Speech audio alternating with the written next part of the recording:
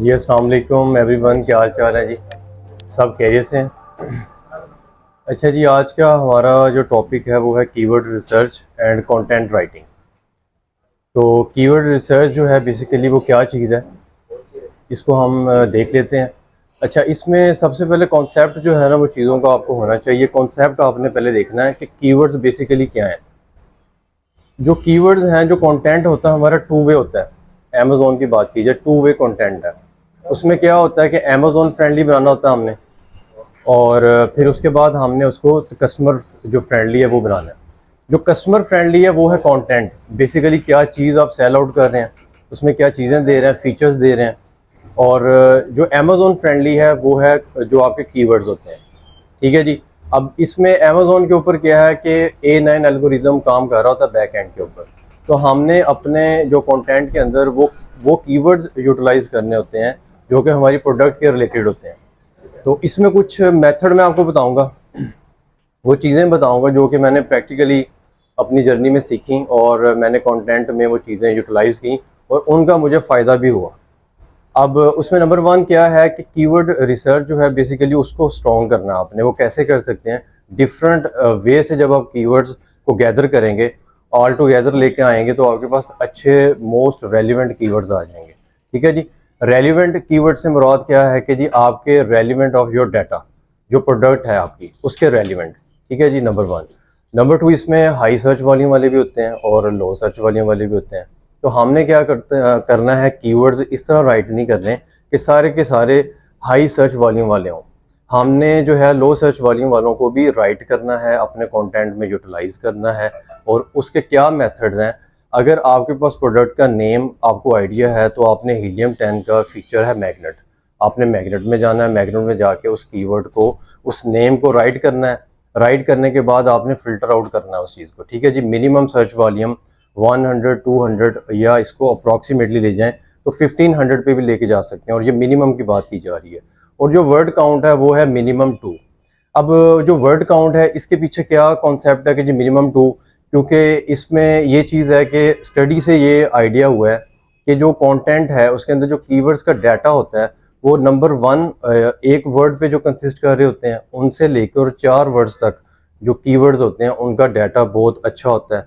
उसमें ये आगे कुछ टाइप्स हैं, कुछ चीज़ें मैंने खुद भी इस कुछ सीरीज़ बनाई हुई है वीडियो की, जो कि ई कॉमर्स बाई अनेबर बाई साकिब अज़हर में मौजूद है।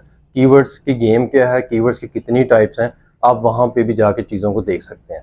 उसमें समराइज़ कर देता हूँ कि ब्रॉड नीच होती है हमारे पास, लॉन्ग टेल, शॉर्ट टेल, कुछ नीच होती है। तो हमने ऐसे कीवर्ड्स ऑल टुगेदर करने होते हैं और कंटेंट का हिस्सा बनाने होते हैं। ठीक है जी। उसके अंदर ये सारी चीज़ें आपको मिलेंगी कि हाई सर्च वॉल्यूम वाले भी आ जाएंगे और लो सर्च वॉल्यूम वाले भी आ जाएंगे, जो कि मैंने स्टार्ट में बात की है। तो मैग्नेट एक फीचर है, उसके थ्रू कर सकते हैं। फॉर एग्जांपल आपने एसिन के थ्रू करनी है। एसिन क्या है, अमेजोन स्टैंडर्ड आइडेंटिफिकेशन नंबर। ठीक है जी। जब भी कोई लिस्टिंग अमेजोन के ऊपर ऐड होती है तो अमेजोन हमें प्रोवाइड करता है। तो आप क्या करेंगे, मैनुअली किसी भी लिस्टिंग को ओपन करेंगे अपने कंपटीटर्स की, और एसिन वहाँ से कॉपी करेंगे, और एसिन को लेके अब आपने कहाँ जाना है, हीलियम 10 का एक फीचर है सेरिब्रो, और जंगल स्काउट में जाना है तो कीवर्ड स्काउट। तो वहाँ पे एसिन पेस्ट करेंगे। अब इसमें भी कुछ डाटा है कि एक एसिन को भी पेस्ट कर सकते हैं, इसमें नंबर्स ऑफ एसिन को भी पेस्ट कर सकते हैं। ठीक है। जितना ज़्यादा डाटा लेना है, जितने ज़्यादा कीवर्ड्स लेने हैं तो आप यूटिलाइज कर सकते हैं अपने हिसाब से। अच्छा जी, अब एक शॉर्ट टिप है जो कि मैंने खुद उस चीज़ को अपने कंटेंट का हिस्सा बनाया और मुझे फ़ायदा हुआ। उसमें ये था कि आपने काफ़ी दफ़ा सुना होगा जी कंपटीटर एनालिसिस करें। हम सारे कंपटीटर एनालिसिस करते हैं। अब कंपटीटर एनालिसिस करते हुए, रिसर्च वर्क करते हुए एक चीज़ बड़ी मैंने यूटिलाइज़ की, देखा उसको कि मैंने जो रिव्यूज़ होते हैं, रेटिंग्स होती हैं, उनको जब मैंने जाके देखा, रीड आउट किया, तो एक प्रोडक्ट के रिलेटेड कुछ ख़ास वर्ड्स थे जो कि हर जो कस्टमर है वो फीडबैक दे रहा था। तो मैंने उन वर्ड्स को रीड आउट करना शुरू कर दिया और मैंने उस वर्ड को देखना शुरू कर दिया कि कितने जो बायर हैं वो उसी कीवर्ड को, कीवर्ड कह लें आसान लैंग्वेज में क्योंकि हम कीवर्ड सर्च की बात कर रहे हैं। तो मैंने देखा ये ख़ास कोई वर्ड है जो कि हर कस्टमर जो है आके राइट कर रहा है और वो फीडबैक दे रहा है। तो मैंने ये रिसर्च में देखा कि अगर मैं इसको ट्राई आउट करूँ और इन वर्ड्स को भी अपने कंटेंट में ले आऊँ या सर्च टर्म में ले आऊँ, तो उससे फ़ायदा होता है या नहीं। तो मैंने क्या किया, उन रिव्यूज़ को, उनमें ख़ास जो वर्डिंग थी उनको मैंने कॉपी किया और अपने कंटेंट का हिस्सा बनाया। अब ये मैंने क्या किया, बेसिकली वो जो जो कस्टमर की सर्च टर्म्स हैं उसको मैंने ज़हन में रखते हुए इस चीज़ को लिया था कि कस्टमर बार बार आके ऊपर सर्च टर्म में अमेज़ोन के ऊपर ये चीज़ लिखता होगा और उसको प्रोडक्ट जो रेलिवेंट हमारी प्रोडक्ट है वो शो होती होगी। तो इससे क्या डाटा आएगा कि हमें सेल्स बूस्ट हो सकती हैं। तो मैंने ये टेक्निक, ये शॉर्ट टिप जो है, मैं जो आज शेयर कर रहा हूँ आपके साथ, मैंने इसको यूटिलाइज़ किया और उससे मुझे फ़ायदा हुआ। रीज़न क्या थी कि मैंने वो डाटा कलेक्ट एक सेलर का नहीं किया था, एक लिस्टिंग का नहीं किया था, मैंने डिफरेंट जो लिस्टिंग थी रेलिवेंट ऑफ माय प्रोडक्ट, तो उसमें मैंने रिव्यूज़ की एक लिस्ट थी मेरे पास, उसमें से मैंने डाटा निकाला था और उन कीवर्ड्स को या वर्ड्स को मैंने बड़े अच्छे तरीके से रिसर्च करने के बाद यूटिलाइज़ किया था। तो ये चीज़ भी आप कर सकते हैं। उसमें रीज़न क्या है कि कस्टमर भी हमें खुद डाटा दे रहा है और वो रियल टाइम डाटा है जो कि कस्टमर हमें बता रहा है। एक डाटा जो है कि हम अमेज़ोन से ले रहे हैं, ठीक है, टूल्स की मदद से, जो हीलियम 10 जो टूल्स हैं हमें दे रहे हैं, जंगल स्काउट दे रहा है, तो कहीं ना कहीं वो डाटा भी बड़ा ही मायने रखता है जो कि कस्टमर आएगा, क्योंकि अमेज़ोन के ऊपर क्या है कि कस्टमर आता है, वो सर्च टर्म लिखता है तो हम उसको अपने कंटेंट में यूज़ करते हैं। स्टार्ट में मैंने आपको बताया था कि टू वे अमेज़ोन के ऊपर कंटेंट है, एक है कस्टमर फ्रेंडली और एक है अमेज़ोन फ्रेंडली। अब इसके अंदर रेशो क्या है कि अगर आप अमेज़ोन फ्रेंडली बनाएंगे, सिर्फ कीवर्ड्स की ही स्टफिंग करते रहेंगे और डिज़ायर्ड डाटा कस्टमर आके नहीं देख सकता, तो आपके चांसेस जो हैं, ये सारा काम हम क्यों कर रहे हैं, क्योंकि हमने सेल्स लेनी है, सेल्स जनरेट करनी है, तो उसमें यही नहीं है कि पीपीसी ही आपकी मदद करेगी, उसमें कुछ चीज़ें ऐसी भी होती हैं, आउट ऑफ द बॉक्स सोचना होता है आपने। तो इस तरह की स्ट्रेटजीज को लेके आए, कंटेंट ऐसा लेके आए जो कि आप राइट करें और आपको उस चीज़ का फ़ायदा दे। ठीक है जी। फिर इसी तरह आप क्या कर सकते हैं कि सारा डाटा लेने के बाद जो मैंने बताया, इसके बाद एक और वर्किंग कर सकते हैं कि डिफरेंट नीच के अंदर जाएं। फॉर एग्जांपल आप चले जाएं वॉलमार्ट लाइक अमेज़ोन है, ईबे लाइक अमेज़ोन है, तो आप वहां से जाके उसी प्रोडक्ट का जो कि आपकी प्रोडक्ट है, रेलिवेंट ऑफ योर प्रोडक्ट, वहां से भी कुछ डाटा लेकर आएँ, उन लिस्टिंग्स को ओपन करें, वहाँ पे वो चीज़ें देखें और वो राइट कर सकते हैं। तो कीवर्ड्स को ऑल अलोंग आपने राइट करना है और कंटेंट मेकिंग जो है वो आगे फर्दर आपको अब्दुल्ला भाई जो है वो इस चीज़ के बारे में गाइड करेंगे। कीवर्ड्स के रिलेटेड या कीवर्ड्स की गेम्स के रिलेटेड अगर आपको कोई क्वेश्चंस है, कोई क्यूरीज है, तो आप कर सकते हैं। कस्टमर फ्रेंडली थोड़ा सा जी, कस्टमर फ्रेंडली को ये है कि फॉर एग्जांपल कोई प्रोडक्ट हम वहाँ पे कर रहे हैं जी, हमने लिस्टिंग ऐड की है, जो कस्टमर है बेसिकली वो जो कीवर्ड्स हैं वो तो हमने डाटा ले लिया कि अमेज़न फ्रेंडली बना लिया। अब कस्टमर जब आएगा उसको उसका यूज़, ठीक है जी, उसका साइज, डायमेंशंस, कलर और कौन से लोग इसको इस्तेमाल कर सकते हैं, ये है कस्टमर फ्रेंडली जो आपके रेलिवेंट ऑफ योर प्रोडक्ट है। और कंटेंट को आगे लेके अब्दुल्ला भाई आ रहे हैं तो इन चीज़ों को मजीद इंशाल्लाह आपके लिए आसान कर देते हैं। और कीवर्ड्स के रिलेटेड आपके पास कोई क्वेश्चन, कोई क्यूरीज हो, कीवर्ड्स को आपने ऑल टुगेदर करना है, लो सर्च वॉल्यूम भी, हाई सर्च वॉल्यूम भी, ये दोनों टाइप के कीवर्ड्स जो हैं उनको यूटिलाइज करना और प्रॉपर अच्छे तरीके से आपने अपने कंटेंट में यूज करना है और कीवर्ड्स की स्टफिंग नहीं करनी, ये भी आपने इस चीज़ को मेक श्योर करना है।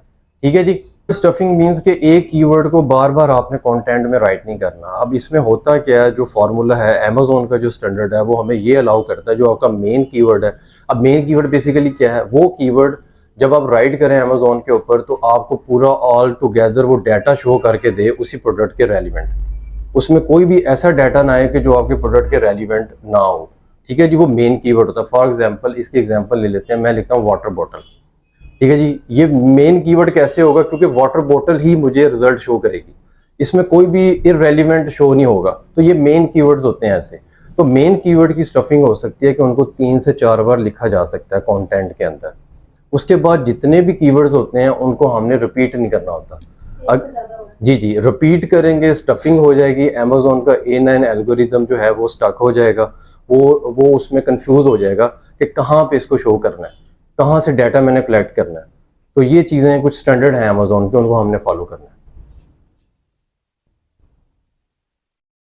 जी, कीवर्ड्स के रिलेटेड कोई और क्वेश्चन के क्यूरीज हो? आपकी वीडियो है एक, वो आपने बताया था कि बेबी टॉवल को जैसे हम सर्च करते हैं तो मतलब एक हमारा मेन कीवर्ड, जी जी, तो इसके बाद हम थोड़ा सा जाएंगे अपना शॉर्ट टेल कीवर्ड में जिसमें बेबी हुडेड टॉवल, जी जी, एक बात समझ नहीं थी कि वो बेबी टॉवल उसका सर्च वॉल्यूम जो है वो कम है जी, आपने कहा जब जैसे बेबी हुडेड टॉवल पे जाएंगे तो सर्च वॉल्यूम ज्यादा होगी, इसकी क्या रीजन है? बेसिकली वो डाटा लेने का एक तरीका था, वो विनिंग कीवर्ड्स की रेशियो है। अगर आप उसमें देखें वो विनिंग कीवर्ड्स हैं कि मैंने उसमें ये समझाने की कोशिश की थी, जो डाटा मैंने स्टडी की थी कि कौन से कीवर्ड्स हैं, कौन से स्पेसिफिक कीवर्ड्स हैं जिनके ऊपर हमें विनिंग रेशो मिलती है। तो मैंने अभी तक जितनी भी वर्किंग की है, जो 2 वर्ड्स पे कंसिस्ट कर रहे होते हैं कीवर्ड्स, उनमें विनिंग रेशो ज़्यादा होती है प्रोडक्ट के मिलने की।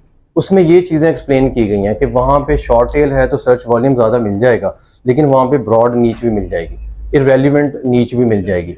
तो ये चीज़ें एक्चुअली मैंने वहाँ पे इस तरह बयान की हुई हैं। और ब्रॉड नीच जो फर्स्ट एक ही वर्ड के ऊपर होती है, उसमें क्या होता है कि आपको डिफरेंट आइडियाज़ मिलते हैं। तो कहीं ना कहीं शॉर्ट टेल और जो ब्रॉड नीच है वहाँ पे आइडियाज़ मिल सकते हैं, लेकिन स्पेसिफिक नीच के अंदर हम क्या कर रहे हैं कि टारगेट कर रहे हैं अमेजोन के ऊपर कि ये चीज़ मैं कह रहा हूँ, यही रिजल्ट मेरे पास शो हो।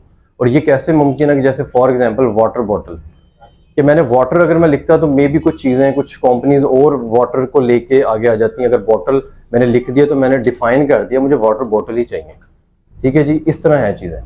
तो कॉन्सेप्ट बेसिकली समझाने का मकसद ये है कि एजुकेट करने का, कि कॉन्सेप्ट सीखना है, फिर आपने वर्किंग करनी है, रिसर्च करना, फिर आपने जाके काम स्टार्ट करना है। तो जब इस तरह प्रोसेस करेंगे तो आपको इंशाल्लाह चीज़ें बेहतर तरीके से समझ आएंगी।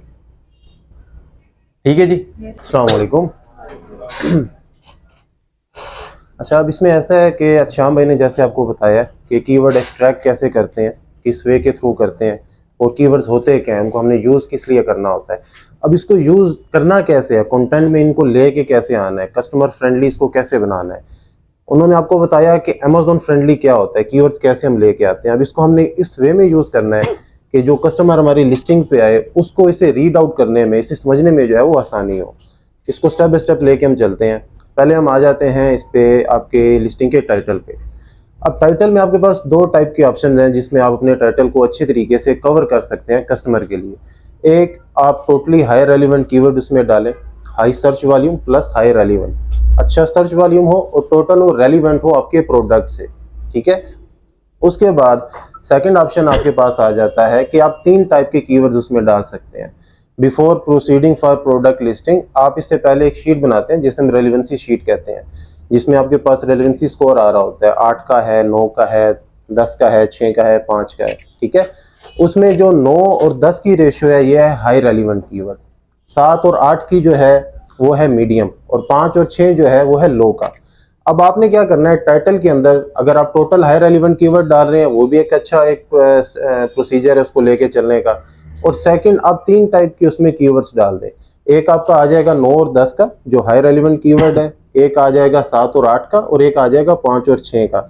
इससे क्या हो रहा है कि कोई भी कस्टमर जो आपके पास लिस्टिंग पे कीवर्ड लिख रहा है, वो चाहे हाई रेलिवेंट लिख रहा है तो भी आपकी लिस्टिंग जो है वो शो होगी, वो मीडियम रेलिवेंट लिख रहा है तो भी शो होगी, और वो लो कीवर्ड लिख रहा है तो भी आप जो है उस पूरे एरिया को जो आप कवर कर रहे हैं। इसको थोड़ा सिंपल वे में अगर मैं लेके जाऊं कि यहाँ से भी आपने अपनी लिस्टिंग को कवर कर लिया, कि यहाँ से भी आप शो होंगे, इस साइड से भी होंगे, इस साइड से भी होंगे। उसके बाद आपने आ जाना है आपके बुलेट पॉइंट्स पे। बुलेट पॉइंट्स में आपने अपने प्रोडक्ट के जो है फीचर्स बताने होते हैं कि आप प्रोडक्ट में क्या क्या चीज़ें जो है वो दे रहे हैं। वो डेली लाइफस्टाइल के मुताबिक हो सकते हैं, उसके साथ आप कोई पैक कर रहे हैं वो चीज़ हो सकती है, और आपके प्रोडक्ट से रिलेटेड जो मेन स्टफ है वो आपने बुलेट पॉइंट्स में लेके आना है।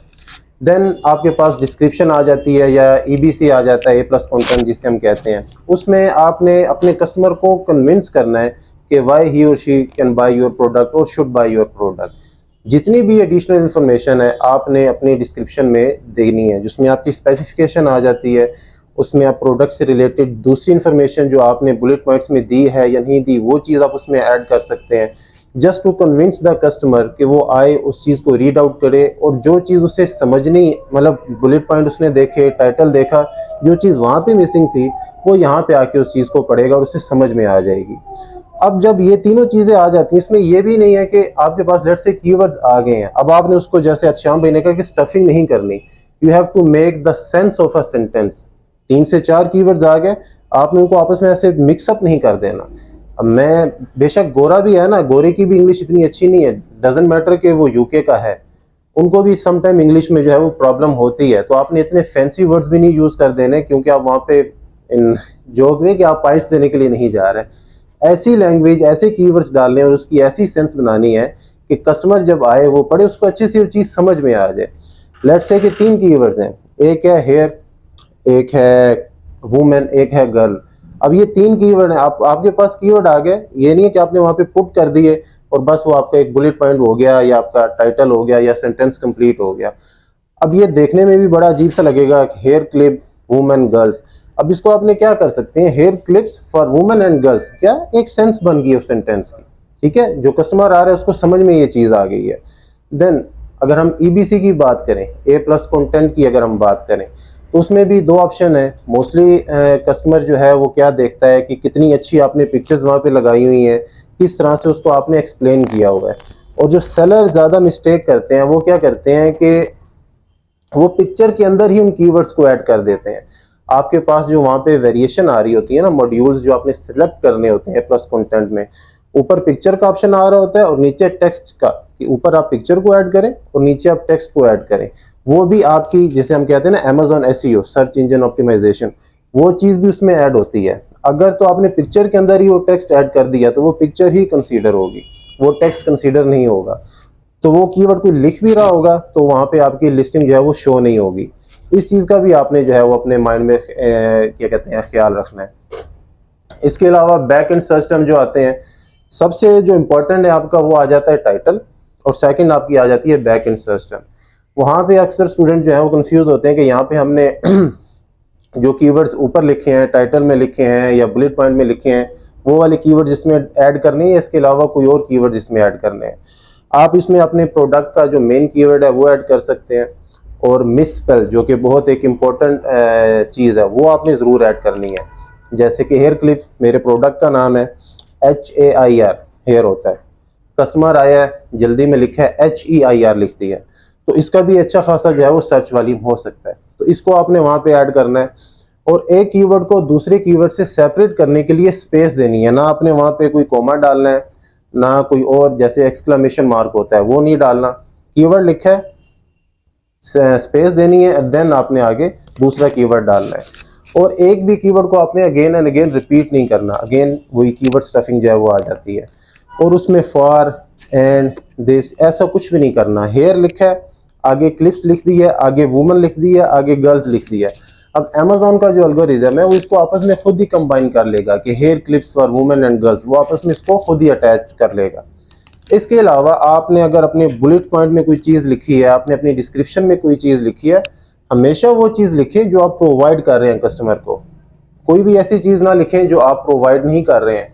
लेट्स से कि आपने कोई ऐसा प्रोडक्ट लॉन्च किया है, मैं एक जार की एग्जांपल ले लेता हूँ या पानी वाले जग की एग्जांपल ले लेता हूँ। आप कहते हैं कि ये मेरा प्रोडक्ट है पानी वाला जग, इसमें आप पानी डालेंगे ये लीक नहीं होगा, आप इसमें ऑयल डालेंगे ये लीक नहीं होगा, विनेगर डालेंगे ये लीक नहीं होगा।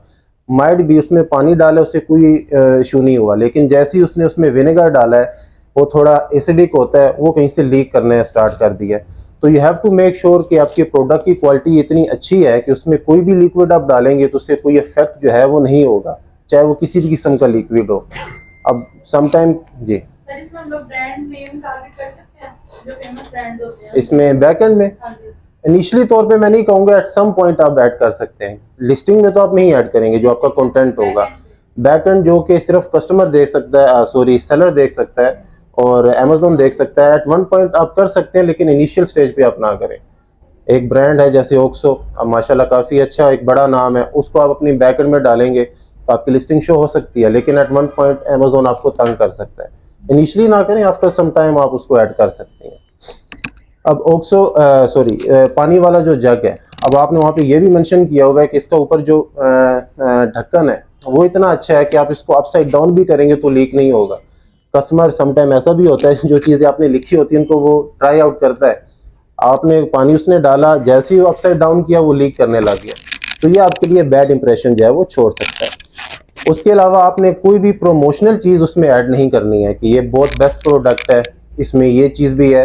अब समटाइम स्टूडेंट जो है वो ये करता है, जो आखिरी एक आपका बुलेट पॉइंट होता है कस्टमर सेटिस्फेक्शन, अब उसमें वो क्या ऐड कर देता है कि वी गारंटी यू, और हम इस चीज़ की गारंटी देते हैं कि ये चीज़ नहीं होगी, वो चीज़ भी आपने ऐड नहीं करनी।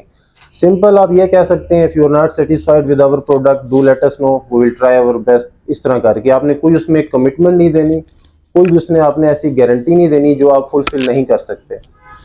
आप बुलेट पॉइंट लिख रहे हैं, समटाइम आउट ऑफ माइंड चले जाते हैं, आइडियाज़ नहीं आ रहे हैं, आप दूसरी मार्केट प्लेस को ओपन कर लें, यूके में आप कर रहे हैं, आप यूएस को ओपन करें, वहाँ से जस्ट आपने आइडिया लेना है कि 4 बुलेट पॉइंट लिखे हैं, 5वां मेरे माइंड में नहीं आ रहा, कीवर्ड्स तो है मेरे पास, इसको मैं किस तरह से एग्जीक्यूट करूँ। आप दूसरी मार्केट प्लेस को ओपन करें, यूएस को ओपन कर लें, सेम कीवर्ड वहाँ पे लिखें, देखें कस्टमर ने इसने सेलर ने कौन कौन से बुलेट पॉइंट ऐड किए हुए हैं। वहाँ से भी आप आइडिया जो है वो ले सकते हैं। वहाँ से आइडिया लेके कीवर्ड्स आपके पास हैं, टेम्पलेट वहाँ से उठाया, कीवर्ड को शफल किया और वहाँ पे एक अपना बुलेट पॉइंट जो है वो ऐड कर दिया। कभी भी कॉपी पेस्ट आपने नहीं करना, चाहे उसके लिए आप वेबसाइट्स यूज़ कर रहे हैं, डिफरेंट वेबसाइट्स होती हैं, आपने इस तरह का कोई काम नहीं करना। ओरिजिनल जो आपके पास कीवर्ड्स हैं उनको लेके आना है और अपना एक अच्छा सा जो है वो बुलेट पॉइंट बनाना है। कोई क्वेश्चन इसमें किसी स्टूडेंट का?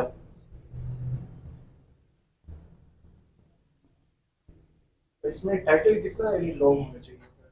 टाइटल आप वैसे तो 200 की लिमिट है, लेकिन आप 140 to 160 के अंदर इसको अपने टाइटल को जो है वो आप रखें, इससे ज़्यादा ना करें। अब इसमें ये भी होता है स्टूडेंट जो है वो बुलेट पॉइंट 500 का है तो 500 तक लेके जाता है। अब कस्टमर आया वो इतना लंबा बुलेट पॉइंट कभी भी नहीं पड़ेगा। माइट भी आपकी ऑफर अच्छी हो, आपकी लिस्टिंग अच्छी हो, लेकिन आपने टाइटल या बुलेट पॉइंट इतना लेंथी दे दिया कि वो बोर होकर लिस्टिंग छोड़ के चला गया। तो बड़ा एक शॉर्ट एंड, आप बिल्कुल भी शॉर्ट नहीं रखना, इन बिटवीन आपने लेके जाना है उस चीज़ को। माइनस स्ट्रिंग लिखेगा उसका प्रोडक्ट जी, तो वो साइन दिया जा सकता है किसमें? माइनस नहीं, आपने देखें अब वो एक स्पेस जो आ रही है ना आपके पास बैक एंड की, उसको आपने एक्सपेरिमेंट के तौर पे यूज़ नहीं करना। वो बड़ी अच्छी एक स्पेस है। माइट भी एक कीवर्ड है हेयर और एक है क्लिप्स।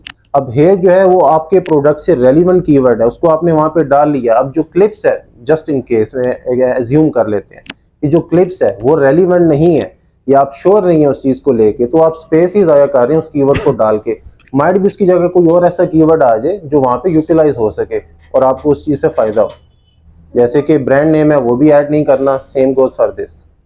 तो कीवर्ड्स हमने बुलेट पॉइंट में यूज किया, वो हम सर्च टर्म्स में नहीं यूज किया। नहीं, ट्राई कर सकते हैं लेकिन मैं रिकमेंड नहीं करूँगा। जैसे कि अब आपका जो मेन कीवर्ड है हेयर क्लिप, इसको आप मैक्सिमम अगर आपने यूज़ करना है तो आप 2 दफ़ा यूज़ करें, उससे ज़्यादा आप यूज़ ना करें। ये आपका हाई सर्च वॉल्यूम कीवर्ड है, हाई रेलिवेंट कीवर्ड है। अगर मैं उस वे में देखूं जो आपने रेलिवेंसी शीट बनाई है, उसमें जो आपका सेकंड नंबर पे आता है मीडियम रेलिवेंट, उसको आप 1 दफ़ा यूज़ करें, और जो थर्ड वन पे आता है लो रेलिवेंट, उसको आपने अगेन जो है रिपीट नहीं करना। बैकएंड में आप मिसस्पेल यूज़ कर सकते हैं। आपके पास से कोई आइडिया है कि हेयर क्लिप मेरा कीवर्ड है, इससे रिलेटेड और कौन से कीवर्ड्स हो सकते हैं? करली हो सकते हैं, स्ट्रेट हो सकते हैं, क्लिप्स हो सकते हैं, हेयर हो सकते हैं, शॉर्ट हो सकते हैं, लॉन्ग हो सकते हैं। ये हैं एक एक कीवर्ड, लेकिन जब अमेज़ॉन इसको आपस में मिलाएगा तो एक पूरा सेंस बनती है सेंटेंस की। तो इस तरह की कीवर्ड्स आप उसमें यूज़ कर सकते हैं। फिर आपके पास रेलिवेंसी शीट है, वहाँ से भी आप कीवर्ड यूज़ करके इसको बैकएंड में लेके आ सकते हैं वाया मैग्नेट, बहुत अच्छा टूल है, उसको आप यूज़ करके कीवर्ड इसमें आप ऐड कर सकते हैं बैकएंड में। फेसबुक से सर्च करके, अब जैसे आपने कहा कि डिफरेंट प्लेटफॉर्म से आप जी। फेसबुक यूज करके या कोई और आप आइडिया ले सकते हैं टोटल। अब देखें प्रोडक्ट आपका बेशक सेम है, लेकिन उस कीवर्ड को वहाँ पे सर्च ही नहीं किया जा रहा। माइट भी फेसबुक के ऊपर तो वो काफ़ी अच्छा उसका सर्च वॉल्यूम है या लोग उसको सर्च कर रहे हैं, बट एट अमेज़ॉन उसको नहीं देखा जा रहा, उसको सर्च नहीं किया जा रहा। अब अमेज़ॉन के ऊपर फॉर एग्जांपल हेयर क्लिप पे कीवर्ड है, अब किसी ने हेयर क्लिप को बाय करना है तो हेयर क्लिप को लिख के वो इस तक पहुंच रहा है। अब किसी और जगह पे उसको कैचर भी लिखा जाता है, अब उस कैचर को आपने यहाँ पे ऐड नहीं करना। क्यों? इस कीवर्ड के थ्रू अमेज़ॉन पे कोई कस्टमर आ ही नहीं रहा, इस प्रोडक्ट को सर्च कर ही नहीं रहा। आपने उस कीवर्ड को डालना है जिसका सर्च वॉल्यूम हो, उसको कोई सर्च भी कर रहा हो। सर हम वहाँ से कीवर्ड उठाएंगे और अमेज़न पे पहले देखेंगे कि इसका सर्च वॉल्यूम कितना है। वो एक सेकंड ऑप्शन है, एक लास्ट ऑप्शन है। आपके पास ऑलरेडी मैग्नेट है, आपके पास ऑलरेडी रेलिवेंसी शीट है, आपको यहाँ से इनफ कीवर्ड्स मिल जाएंगे कि इस चीज़ को आप यूटिलाइज कर लें। अच्छा, जो सर्च टर्म क्या है, अमेज़ॉन को आइडिया है या मुझे आइडिया है एज अ सेलर, तो सिंपल फार्मूला है इसका, सिंपल सोल्यूशन है।